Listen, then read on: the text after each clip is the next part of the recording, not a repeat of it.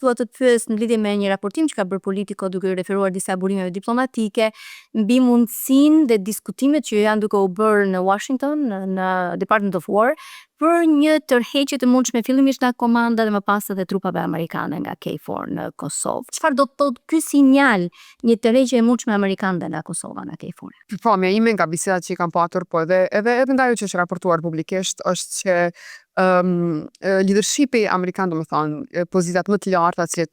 mirën me situata si që është Venezuela, momentalisht Irani, Ukraina e kështu me radhë, ata nuk kanë shumë pak interesim që këtë një vëllëvim edhe investim aq të madh në Kosovë. Ndërsa ata kori diplomatik i cili me vite ndoshta mirët me Kosovën dhe Ballkanin, do më thonë kori diplomatik i cili 30 vite ka kaluar me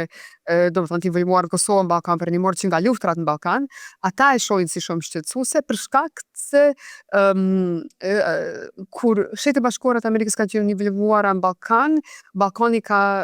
fol me një gjë, me një qëndrim, me një zë, me një qëndrim. Për të parë intervistat e plota të Ilva Tare Talks, sigurohuni të bëni subscribe,